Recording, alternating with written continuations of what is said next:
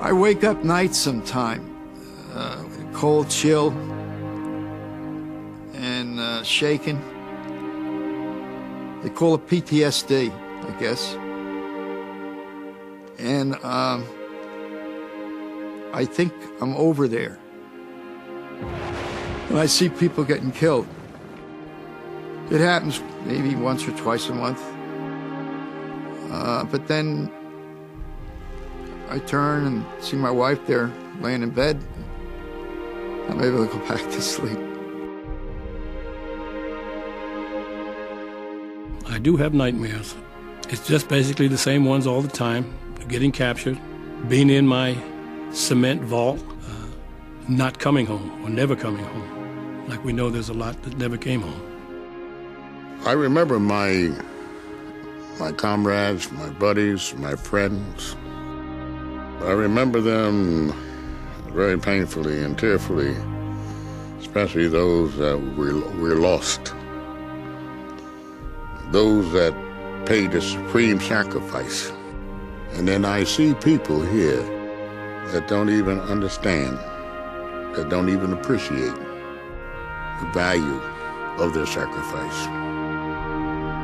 Had we not gone into the Korean War, had we not stopped the communists, then South Korea would have been in its 50th year of communist domination. So I think that what we did there was the right thing.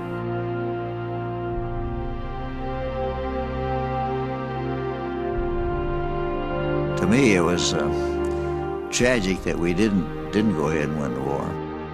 If we had made an all-out effort from the beginning, we could have defeated the Chinese and reestablished the Korean nation. It's sad that so many young men had to give up their lives, and it was never resolved. That's it. It was never. I think that's what hurts me most. It was never resolved.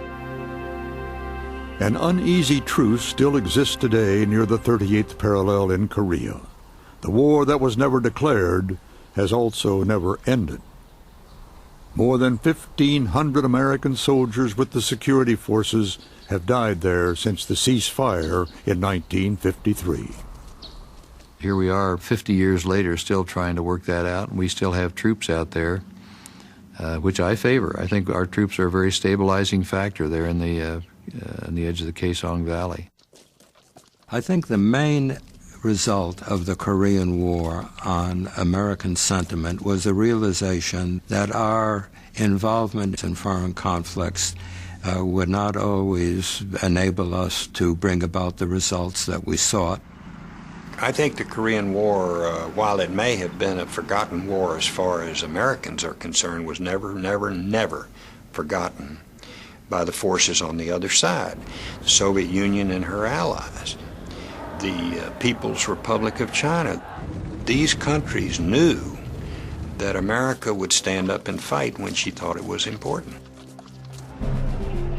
Koreans, they will never forget what the United States did for them. Their freedom today owes to the United States. Now we see North and South Korea talking about cooperation for the first time. We see Korean families reunited that have been separated for 50 years. These are hopeful signs. I went back to Korea. And there I saw what had happened, what the Korean people had done. In fact, I had to go to the train station to get my bearings on Seoul so I knew where I was at there, because we blew down every other thing there and they were all rebuilt. And Seoul to me looks like another American city. A couple of years ago, I went back to Korea. I was sitting next to a fellow that had spent 3 years in the prison camp. We were driving through Seoul, and he looked out the window and he saw some kids going to school and playing in a playground. And he turned to me and he said, "Dick, look at those kids. This is the first time that I can understand, and it makes those 3 years worthwhile." The Korean War Veterans Memorial opened here in Washington, D.C. in 1995. It's a haunting tribute to the men and women who served there. In the early morning light, the 7-foot-tall statues almost seem alive. In their expressions, we see a powerful mixture of bravery, fear, and commitment. And we are moved to remember that freedom is not free. And it's not a forgotten war, it is a forgotten victory.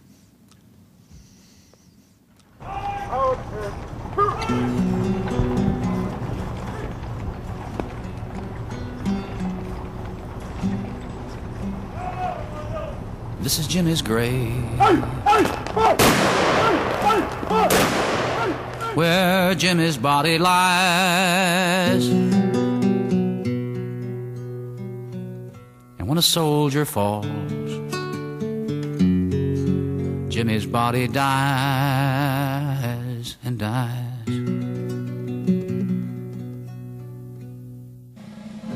To order Korean War stories on video cassette, call PBS Home Video at 1-800-PLAY-PBS.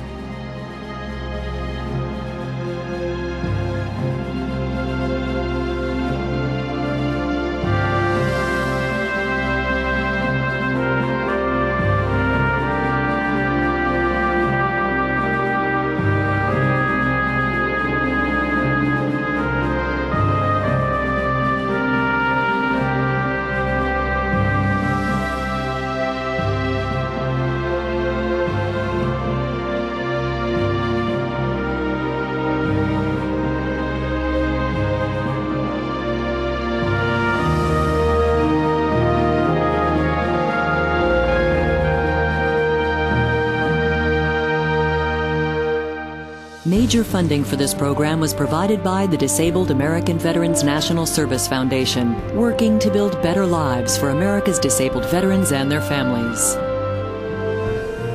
And by Ford Motor Company, proud to salute America's Korean War veterans.